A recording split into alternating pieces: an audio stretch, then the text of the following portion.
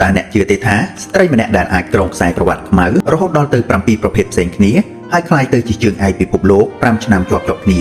មុននឹងពេលតួអង្គស្រីខ្លាំងៗនៅក្នុង Hollywood ពិភពលោកទាំងមូលធ្លាប់ញាប់ញ័រនឹងក្បាច់គុណភ្នែកខ្លារបស់រាជិនីសក់មាសរូបនេះគាត់គឺជា Cynthia Rothrock តារាស្រីបរទេសតែម្នាក់គត់ដែលវាយលុកលើវិស័យភាពយន្តហុងកុងរហូតក្លាយទៅជាគំរូដើមនៃតួអង្គហ្គេមនៅក្នុង Mortal Kombat ថ្ងៃនេះយើងនឹងទៅជួបជាមួយនឹងរឿងរ៉ាវជីវិតដ៏អស្ចារ្យរបស់គាត់ចាប់ពីកុមារភាពរហូតក្លាយទៅជាវីរនារីក្បាច់គុណអមតៈ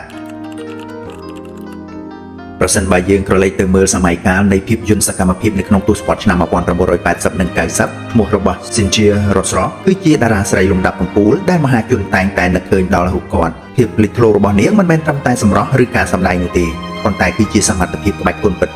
កម្រិតអាជីពដែលពិបាកនឹងមានតារាស្រីណាមកប្រៀបផ្ទឹមបាន Cynthia កើតនៅថ្ងៃទី25ខែមីនាឆ្នាំ1957នៅទីក្រុង Wilmington រដ្ឋ Delaware សហរដ្ឋអាមេរិកដំណើរជីវិតលើវិថីក្បាច់គុណរបស់នាងបានចាប់ផ្ដើមឡើងយ៉ាងជក់ចិត្តតាំងពីអាយុ13ឆ្នាំដែលជាវ័យមួយដែលក្មេងស្រីភាគច្រើនផ្ដោតលើការកម្សាន្តបែបយុវវ័យប៉ុន្តែសម្រាប់ Cynthia គាត់បានជ្រើសរើសការហ្វឹកហាត់យ៉ាងតឹងរ៉ឹងនិងឆន្ទៈមោះមុតបំផុតមុនពេលឈានជើងចូលទៅក្នុងពិភពសិល្បៈ Cynthia Rothrock គឺជារាជិនីនៃសង្វៀនប្រកួតគាត់បានកសាងប្រវត្តិសាស្ត្រដោយការក្លាយទៅជាជើងឯកប្រកួតក្បាច់គុណពិភពលោក5ឆ្នាំជាប់គ្នាចន្លោះពីឆ្នាំ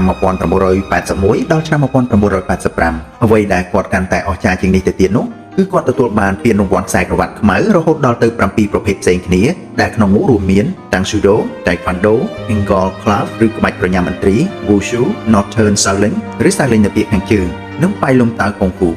សមត្ថភាពដ៏ឆ្នើមនៅក្នុងទម្រង់ក្បាច់គុណចម្រុះទាំងនេះហើយដែលបានក្លាយទៅជាគ្រឹះយ៉ាងរឹងមាំក្នុងការរុញច្រានរូបនាងឲ្យក្លាយទៅជាតារាសម្ដែងស្រីស្បែកសដំបូងគេដែលអាចទទួលបានភាពជោគជ័យយ៉ាងខ្លាំងក្លានៅក្នុងឧស្សាហកម្មភាពយន្តក្បាច់គុណហុងកុងនិង Hollywood នៅក្នុងឆ្នាំ1985ជាចំណុចរបត់ដ៏ធំបំផុតនៅក្នុងជីវិតរបស់ Cynthia ខណៈដែលគាត់កំពុងតែសាងកេរ្តិ៍ឈ្មោះនៅលើសង្វៀនក្បាច់គុណនៅអាមេរិកក្រុមហ៊ុនភាពយន្តយក្សរបស់ហុងកុង Golden Harvest កំពុងស្វែងរកតារាក្បាច់គុណថ្មីដែលមានសមត្ថភាពពិតប្រាកដដើម្បីមកសម្ដែងនៅក្នុងគម្រោងធំៗតាមរយៈទេពកោសល្យដ៏អស្ចារ្យ Cynthia ត្រូវបានជ្រើសរើសនិងបានធ្វើដំណើរទៅកាន់ទីក្រុងហុងកុងដែលនៅទីនោះហើយដែលគាត់បានក្លាយទៅជាតារាស្រីស្បែកសដំបូងគេបង្អស់ដែលអាចវាយលុកទីផ្សារអាស៊ីនិងទទួលបានការគោរពយ៉ាងខ្លាំងពីសំណាក់អ្នកដឹកនាំរឿងនិងមហាជនភាពល្បីល្បាញរបស់គាត់បានផ្ទុះឡើងភ្លាមៗតាមរយៈភាពយន្តសកម្មភាពបែបប៉ូលីសរឿង Yes Madam នៅក្នុងឆ្នាំ1985ឬខ្មែរយើងធ្លាប់ស្គាល់ថាប៉ូលីសស្រីចិត្តខ្លាំងអ្វីដែលពិសេសបំផុតនោះគឺការចាប់ដៃគូជាមួយនឹងកំពូលតារាស្រី Michelle Yeoh នៅក្នុងរឿងនេះ Cynthia មិនត្រឹមតែសម្ដែងជាតួអង្គប៉ូលីសស្រីមកពីបរទេសប៉ុណ្ណោះទេប៉ុន្តែគាត់បានបង្ហាញពីបច្ចេកទេសវាយតប់ដែលមានទាំងល្បឿននិងភាពច្បាស់លាស់និងភាពរឹងមាំដូចបុរសដែរការសម្ដែងនៅក្នុងរឿង Yes Madam មិនត្រឹមតែជាការបើកឆាកដ៏ជោគជ័យប៉ុណ្ណោះទេប៉ុន្តែបានផ្លាស់ប្ដូរការយល់ឃើញរបស់ទស្សនិកជនអាស៊ីចំពោះតារាបរទេស Cynthia បានបង្ហាញថាគាត់មិនគ្រាន់តែមកដើម្បីជាតួអង្គលម្អនោះទេប៉ុន្តែគឺជាអ្នកក្បាច់គុណពិតប្រាកដក្បាច់ជើងដ៏រហ័សរហួននិងក្បាច់ប្រញាំមន្ត្រីដែលគាត់បានប្រើនៅក្នុងរឿងនេះបានធ្វើឲ្យទស្សនិកជនចំហមាត់និងទទួលបានការកោតសរសើរបណ្ដាច់ពីមាត់ពីសំណាក់តារាសម្ដែងហុងកុងល្បីៗរហូតដល់ថ្នាក់គាត់ទទួលបានរហស្សនាមថា Queen of Martial Arts ប្រចាំទសវត្សរ៍នោះបន្ទាប់ពីជោគជ័យដ៏មហិមាជាមួយនឹងរឿង Yes Madam Cynthia Rothrock បានក្លាយទៅជាតារាស្រីដែលក្រុមហ៊ុនផលិតកម្មភាពយន្តហុងកុងតាមជួលច្រើនជាងគេគាត់បានបន្តសាងស្នាដៃជាមួយនឹងកំពូលតារាក្បាច់គុណលំដាប់ពិភពលោកជាច្រើនរូបទៀត Millionaires Express ក្នុងឆ្នាំ1986នៅក្នុងភាពយន្តខ្នាតធំដែលប្រមូលផ្ដុំដោយតារាល្បីៗនេះ Cynthia បានប៉ះគ្នាជាមួយនឹងកំពូលតារាក្បាច់គុណសំមូហុងឬអាម៉ាប់និងយានពីវឈុតឆាកប្រយុទ្ធគ្នារវាងនាងនិងសំមូហុងត្រូវបានគេចាត់ទុកថាជាឈុតឆាកវាយតប់ដ៏ល្អដាច់គេមួយនៅក្នុងប្រវត្តិសាស្ត្រភាពយន្តហុងកុងដោយសារល្បឿននិងភាពហ្មត់ចត់នៃក្បាច់គុណ Righting Wrong ក្នុងឆ្នាំ1986គាត់បានចាប់ដៃគូជាមួយនឹងយានពីវម្ដងទៀតនៅក្នុងសាច់រឿងដ៏ជក់ចិត្តនៅក្នុងរឿងនេះ Cynthia បានបង្ហាញពីសមត្ថភាពដ៏មុខមុតនៅក្នុងនាមជាអ្នកអនុវត្តច្បាប់ហើយឈុតឆាកសកម្មភាពចុងក្រោយនៃរឿងនេះបានធ្វើឲ្យកេរ្តិ៍ឈ្មោះរបស់គាត់កាន់តែរឹងមាំនៅក្នុងនាមជាកំពូលតារាសកម្មភាពក្បាច់គុណស្រី The Blonde Fury នៅក្នុងឆ្នាំ1989នេះគឺជាភាពយន្តដែលរុញរូបគាត់ឲ្យក្លាយទៅជាតួអង្គឯកពេញលក្ខណៈនៅក្នុងរឿងនេះគាត់បានបញ្ចេញបច្ចេកទេសពិសេសៗនៃក្បាច់គុណចម្រុះ ដែលធ្វើឲ្យមានការទទួលស្គាល់នៅរហស្សនាមថាម្ចាស់ក្បាច់គុនស្រីសក់មាសឬ The Blonde Fury ដែលជាសញ្ញាសម្គាល់ខ្លួនរបស់គាត់រហូតមកដល់សប្តាហ៍ថ្ងៃនេះបន្ទាប់ពីសាងភាពល្បីល្បាញពីពេញអាស៊ី Cynthia បានត្រឡប់ទៅសហរដ្ឋអាមេរិកវិញនៅក្នុងនាមជាតារាអន្តរជាតិគាត់បាននាំយកស្ទីល V-top បែបហុងកុងទៅបញ្ចូលនៅក្នុងភាពយន្ត Hollywood ដែលទទួលបានការគាំទ្រយ៉ាងខ្លាំងតាមរយៈរឿង China Open វគ្គ 1 និងវគ្គ 2 ដែលជាភាពយន្តសកម្មភាពដ៏ល្បីល្បាញបំផុតមួយរបស់គាត់នៅមជ្ឈិមប្រទេស Lady Dragon និង Tiger Clef ដែលជាខ្សែភាពយន្តភាគបញ្ជាក់ពីសមត្ថភាពក្បាច់គុនខ្សែក្រវ៉ាត់ខ្មៅ7ប្រភេទរបស់គាត់យ៉ាងច្បាស់តាមរយៈស្នាដៃទាំងនេះ Cynthia Rothrock មិនត្រឹមតែជាតារាសម្ដែងនោះទេប៉ុន្តែគាត់គឺជាអ្នកត្រួសត្រាយផ្លូវឲ្យតារាស្រីជំនាន់ក្រោយៗក្នុងវិស័យភាពយន្តសកម្មភាពទាំងនៅអាស៊ីនិងនៅអាមេរិកទោះបីជាបច្ចុប្បន្ន Cynthia Rothrock មានវ័យជាង60ឆ្នាំហើយក៏ដោយប៉ុន្តែគាត់នៅតែរក្សារាងកាយបានមាំមួននិងភាពរហ័សរហួនមិនចាញ់កាលពីវ័យពាក់កណ្ដាលអាជីពនោះឡើយបច្ចុប្បន្នគាត់បានបង្វែរតួនាទីតារាសម្ដែងមកជាគ្រូបង្វឹកនិងជាអ្នកផ្ទេរចំណេះដឹងដោយបានបើកសាលាបង្រៀនក្បាច់គុនផ្ទាល់ខ្លួននិងធ្វើដំណើរទៅជុំវិញពិភពលោកក្នុងនាមជាវាគ្មិនលើកទឹកចិត្តឬ motivation speaker ដើម្បីចែករំលែកបទពិសោធន៍ជីវិតនិងវិន័យនៃក្បាច់គុនដល់មនុស្សជំនាន់ក្រោយលើពីនេះគាត់តែងតែមានវត្តមានជាគណៈកម្មការកិត្តិយសនៅក្នុងព្រឹត្តិការណ៍ក្បាច់គុនលំដាប់អន្តរជាតិធំៗជាញឹកញាប់ក្នុងរយៈពេលប្រមាណឆ្នាំចុងក្រោយមកនេះ Cynthia ចូលរួមយ៉ាងសកម្មនៅក្នុងគម្រោងភាពយន្តឯកសារជាច្រើនដែលនិយាយអំពីប្រវត្តិសាស្ត្រភាពយន្តក្បាច់គុនហុងកុងនិងឥទ្ធិពលនៃតារាស្បែកសនៅក្នុងតំបន់អាស៊ីគាត់ប្រៀបបានជាបណ្ណាល័យដែលផ្ដល់នូវព័ត៌មានដ៏មានតម្លៃពីយុគសម័យនៃភាពយន្តសកម្មភាពទន្ទឹមនឹងនេះគាត់ក៏បាននៅតែបន្តបង្ហាញមុខនៅក្នុងរឿងខ្លីៗនិងគម្រោងភាពយន្តបែបសកម្មភាពមួយចំនួនដែលបង្ហាញថាឆន្ទៈនៅក្នុងការសម្ដែងរបស់គាត់នៅតែឆេះសន្ធោសន្ធៅមរតកដ៏ធំបំផុតដែល Cynthia Rothrock បានសល់ទុកគឺការផ្លាស់ប្ដូរផ្នត់គំនិតនៅក្នុងវិស័យភាពយន្ត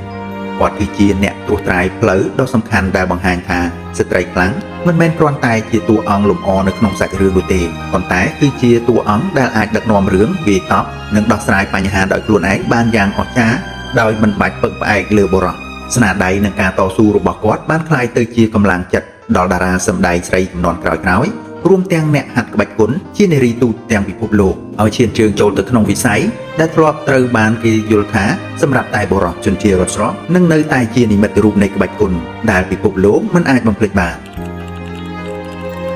ការបំផុសគំនិតពីក្រោយតួអង្គនៅក្នុងហ្គេម The Inspiration for Shania Black តែអ្នកដឹងទេថាបើគ្មានសិនជារដ្ឋស្រស់ទេយើងប្រហែលជាគ្មានតួអង្គស្ត្រីដែលល្បីល្បាញបំផុតនៅក្នុងពិភពហ្គេមវីដេអូនោះឡើយគេឈ្មោះរបស់គាត់បានជះឥទ្ធិពលយ៉ាងខ្លាំងដល់អ្នកបង្កើតហ្គេម Mortal Kombat ដែលជាហ្គេមវាយគ្នាកម្រិតពិភពលោកតួអង្គ Shania Black ត្រូវបានគេយកគំរូតាម Cynthia ស្ទើរតែទាំងស្រុងចាប់តាំងពីរូបរាងដ៏មាំមួនសក់ពណ៌មាសក៏ដូចជាក្បាច់រលាស់ខ្លួនវាយតប់ដ៏រហ័សរហួនការដែលអ្នកបង្កើតហ្គេមបានយកគាត់ជាគំរូគឺដោយសារតែ Cynthia តំណាងឲ្យតុល្យភាពរវាងភាពស្រស់ស្អាតនិងភាពខ្លាំងពូកែដែលកម្រនឹងមានអ្នកណាធ្វើបានដូចក្រៅពីពិភពហ្គេម Cynthia បានដើរតួជានិមិត្តរូបនៃសិទ្ធិអំណាចស្ត្រីនៅក្នុងវប្បធម៌សម័យថ្មីគាត់បានបំបែកគំនិតចាស់គំរិលដែលយល់ថាស្ត្រីគ្រាន់តែជាតួអង្គដែលរងចាំសង្គ្រោះពីបុរសតាមរយៈការសម្ដែងមិនប្រើតួជំនួសគាត់បានបង្ហាញឲ្យ Hollywood និងពិភពលោកបានឃើញថាស្ត្រីមិនត្រឹមតែអាចធ្វើឈុតឆាកសកម្មភាពបាននោះទេប៉ុន្តែថែមទាំងអាចធ្វើវាបានល្អជាងនិងមើងម៉ាត់ជាងបុរសមួយចំនួនទៀតផងឥទ្ធិពលរបស់គាត់បានជ្រាបចូលទៅក្នុងខ្សែភាពយន្តសកម្មភាពបែបទំនើបដែលឃើញមានតួអង្គឯកស្រីកាន់តែច្រើនឡើងគ្រប់ពេលដែលយើងបានឃើញតួអង្គស្រីក្នុងហ្គេមឬនៅក្នុងរឿងដែលប្រើក្បាច់គុនដែលមានល្បឿនលឿននិងស្វាហាប់នោះគឺជាផ្លែផ្កានៃគ្រាប់ពូជដែល Cynthia Rothrock បានដាំទុកតាំងពីទសវត្សរ៍ឆ្នាំ80គាត់មិនត្រឹមតែជាតារាភាពយន្តម្នាក់នោះទេប៉ុន្តែគាត់គឺជាកម្លាំងចលករដែលធ្វើឲ្យពិភពលោកទទួលស្គាល់ថាក្បាច់គុននិងភាពខ្លាំងក្លាមិនមានបែងចែកភេទនោះឡើយអាត់កំបាំងដែលធ្វើឲ្យ Cynthia Rothrock នៅតែអាចរក្សាភាពខ្លាំងក្លាបានរហូតមកដល់វ័យនេះគឺវិន័យសម្រាប់គាត់ក្បាច់គុនមិនមែនគ្រាន់តែជាការងារឬជាការសម្ដែងនោះទេប៉ុន្តែវាគឺជារបៀបរស់នៅ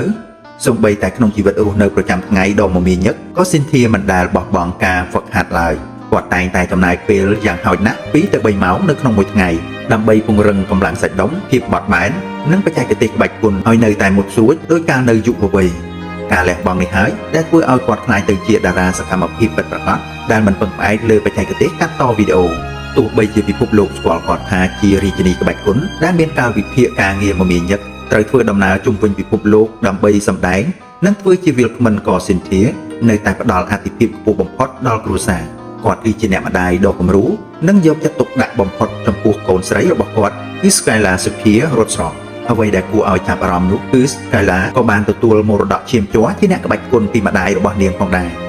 Cynthia តែងតែលើកទឹកចិត្តនិងបង្ហាត់បង្ហាញកូនស្រីឲ្យយល់ពីតម្លៃនៃក្បាច់គុនមិនមែនត្រឹមតែដើម្បីការពារខ្លួននោះទេប៉ុន្តែដើម្បីកសាងភាពជឿជាក់និងវិន័យក្នុងខ្លួនរូបភាពដែលអ្នកទាំងពីរហ្វឹកហាត់ជាមួយគ្នាជារឿយៗត្រូវបានគេឃើញនៅលើបណ្ដាញសង្គមដែលទាំងនេះបង្ហាញពីចំណងទំនាក់ទំនងដ៏ស្អិតរមួតរវាងម្ដាយនិងកូនស្រីនៅក្នុងនាមជាអ្នកបន្តវេនក្បាច់គុនរបស់សក់នេះក្រៅពីជីវិតគ្រួសារ Cynthia ក៏បានប្រើប្រាស់ពេលវេលាផ្ទាល់ខ្លួនដើម្បីធ្វើកិច្ចការសប្បុរសធម៌និងការជួយដល់សហគមន៍អ្នកហាត់ក្បាច់គុនគាត់តែងតែផ្ដល់ដំបូន្មានដល់នារីដែលចង់ដើរលើវិថីនេះឲ្យមានភាពក្លាហាននិងកុំបោះបង់ក្តីស្រមៃការលះបង់របស់គាត់គឺលើសពីការសម្ដែងនៅលើកញ្ចក់ទូរទស្សន៍វាគឺជាការកសាងគុណតម្លៃពិតប្រាកដសម្រាប់មនុស្សជាតិសមិទ្ធផលរបស់ Cynthia Rothrock មិនមែនត្រឹមតែវាស់វែងដោយចំនួនខ្សែភាពយន្តដែលគាត់បានសម្ដែងនោះទេប៉ុន្តែគឺតាមរយៈការទទួលស្គាល់ពីស្ថាប័នក្បាច់គុនកំពូលនៅលើពិភពលោកដោយសារតែគុណសម្បត្តិដ៏លើសលប់និងការលះបង់ពេញមួយជីវិតដើម្បីវិស័យនេះគាត់ត្រូវបានផ្ដល់កិត្តិយសយ៉ាងខ្ពង់ខ្ពស់បំផុតដោយការដាក់បញ្ចូលឈ្មោះនៅក្នុង Bladwell Hall of Fame ដែលជាស្ថាប័នដ៏មានឥទ្ធិពលបំផុតសម្រាប់អ្នកហាត់ក្បាច់គុនខ្សែក្រវ៉ាត់ខ្មៅ International Karate Hall of Fame នៅក្នុងនាមជាអ្នកប្រយុទ្ធដ៏ឆ្នើមម្នាក់ដែលពិភពលោកមិនអាចបំភ្លេចបាន Kung Fu Hall of Fame ការទទួលស្គាល់សមត្ថភាពផ្នែកក្បាច់គុនចិនដ៏ជំនាញរបស់គាត់ម្ចាស់ពានរង្វាន់និងនិមិត្តរូបសកលក្រៅពីវិស័យក្បាច់គុនក្នុងវិស័យសិល្បៈវិញ Cynthia ក៏ទទួលបានពានរង្វាន់ជាច្រើនដែលបញ្ជាក់ពីឥទ្ធិពលរបស់នាងផងដែរ Action Movie Icon Awards នៅក្នុងនាមជាតារាសម្ដែងដែលមានឥទ្ធិពលបំផុតនៅក្នុងខ្សែភាពយន្តសកម្មភាព Action Movie ដែលជាការផ្លាស់ប្ដូរមុខមាត់ភាពយន្តខ្នាតតូចនិងភាពយន្តវាយតប់កម្រិតពិភពលោក World Martial Arts Master Awards ដែលជាពានរង្វាន់សម្រាប់មហាសិល្បករក្បាច់គុនដែលមានបច្ចេកទេសខ្ពស់និងជាគ្រូបង្រៀនដ៏មានឥទ្ធិពលរាល់ពានរង្វាន់និងការទទួលស្គាល់ទាំងនេះគឺជាសក្ខីភាពបញ្ជាក់ថា Cynthia Rothrock មិនមែនគ្រាន់តែជាតារាភាពយន្តដែលមកហើយទៅវិញនោះទេប៉ុន្តែគាត់គឺជាវីរនារីពិតប្រាកដដែលបានបន្សល់ទុកនូវស្នាមដានយ៉ាងជ្រៅក្នុងប្រវត្តិសាស្ត្រក្បាច់គុនចិននិងសិល្បៈភាពយន្តឈ្មោះរបស់នាងនឹងត្រូវបានគេចងចាំថាជាស្ត្រីស្បែកសម្នាក់ដែលបានវាយលុកនៅលើទឹកដីហុងកុងហើយត្រឡប់មកវិញក្នុងនាមជារាជិនីក្បាច់គុនអន្តរជាតិទោះបីជាយុគសម័យមាសនៃខ្សែអាត់វីដេអូ VHS កន្លងផុតទៅមែនប៉ុន្តែឈ្មោះរបស់ Cynthia Rothrock មិនបានរលាយបាត់ទៅតាមពេលវេលានោះទេផ្ទុយទៅវិញគាត់បានបដូរវេទិកាមកកាន់ពិភព Digital វិញយ៉ាងជោគជ័យបច្ចុប្បន្នគាត់មាន Channel YouTube និងគណនី Instagram ផ្លូវការដែលមានអ្នកតាមដានរាប់សែនអ្នកមកពីជុំវិញពិភពលោកតាមរយៈបណ្ដាញសង្គមទាំងនេះគាត់បានក្លាយទៅជាគ្រូក្បាច់គុនអនឡាញដែលចែករំលែកនូវចំណេះដឹងពិតៗដល់អ្នកដែលស្រឡាញ់វិស័យនេះនៅលើបណ្ដាញសង្គមរបស់គាត់ Cynthia តែងតែបង្ហោះមាតិកាដែលផ្ដល់នូវប្រយោជន៍ជាច្រើនដូចជាការបង្រៀនក្បាច់គុនមូលដ្ឋាននិងបច្ចេកទេសប្រើអាវុធខុសៗគ្នាការចែករំលែកពីរបបអាហារនិងរបៀបហាត់ប្រាណដើម្បីរក្សារាងកាយនៅក្មេងជាងវ័យនិងមាំមួនអ្វីដែលតាក់ទាញបំផុតសម្រាប់អ្នកគាំទ្រគឺការដែលគាត់ទម្លាយរឿងរ៉ាវសម្ងាត់និងការលំបាកក្នុងការថតភាពយន្តល្បីៗកាលពីទសវត្សរ៍ឆ្នាំ80និង90ដែលមិនធ្លាប់មានអ្នកដឹងពីមុនមកការវិលត្រឡប់មកវិញក្នុងសម័យ Digital នេះបានធ្វើឲ្យ Cynthia Rothrock ក្លាយទៅជាស្ពានចម្លងដ៏សំខាន់អ្នកគាំទ្រជំនាន់ចាស់បានរំលឹកអនុស្សាវរីយ៍ជាមួយនឹងគាត់ចំណែកឯយុវជនជំនាន់ថ្មីដែលចូលចិត្តហ្គេមវាយគ្នាឬភាពយន្តសកម្មភាពសម័យថ្មីនិងគោរពគាត់ក្នុងនាមជារាជិនីក្បាច់គុនពិតប្រាកដគាត់បានបង្ហាញថាអាយុគ្រាន់តែជាតួលេខហើយចំណេះដឹងនិងបទពិសោធន៍អាចផ្ទេរទៅកាន់មនុស្សគ្រប់គ្នាបានតាមរយៈបច្ចេកទេសទំនើបមរតកដ៏មានតម្លៃបំផុតដែល Cynthia Rothrock បានបន្សល់ទុកមិនមែនត្រឹមតែជាខ្សែភាពយន្តរាប់សិបរឿងនោះទេប៉ុន្តែវាគឺជាចំណេះដឹងដែលគាត់បានចែករំលែកតាមរយៈការបង្កើតសាលាក្បាច់គុនផ្ទាល់ខ្លួននិងការរៀបចំសិក្ខាសាលាធ្វើដំណើរទៅជុំវិញពិភពលោកគាត់បានបណ្ដុះបណ្ដាលសិស្សរាប់ពាន់នាក់ចាប់ពីកម្រិតដំបូងរហូតដល់កម្រិតអាជីពនៅក្នុងនាមជាគ្រូដ៏ឆ្នើមម្នាក់គាត់តែងតែរំលឹកដល់សិស្សគ្រប់ជំនាន់នៅទស្សនវិជ្ជាស្នូលថាក្បាច់គុនមិនមែនជាឧបករណ៍សម្រាប់បង្កជម្លោះឬការឆ្លោះប្រកែកគ្នានោះទេប៉ុន្តែវាគឺជាសិល្បៈនៃការកសាងវិន័យការផ្ដល់តម្លៃនិងការគោរពគ្នាទៅវិញទៅមកហើយសំខាន់បំផុតគឺការយល់ដឹងនិងការគ្រប់គ្រងខ្លួនឯងឲ្យបានល្អបំផុត Cynthia បានក្លាយទៅជាសក្ខីភាពដែលបង្ហាញថាឧបសគ្គចំពោះភេទស្ត្រីឬប្រុសឬសញ្ជាតិមិនអាចមករារាំងសមត្ថភាពពិតប្រាកដបានឡើយ គាត់បានបង្ហាញថាស្ត្រីអាចចូលជើងបានយ៉ាងរឹងមាំក្នុងវិស័យដែលគ្របដណ្ដប់ដោយបុរសហើយអាចក្លាយទៅជាមេខ្លោងនៃវិស័យនោះថែមទៀតផងភាពជោគជ័យរបស់គាត់បានក្លាយទៅជាមេរៀនជីវិតដល់យុវជនគ្រប់រូបថា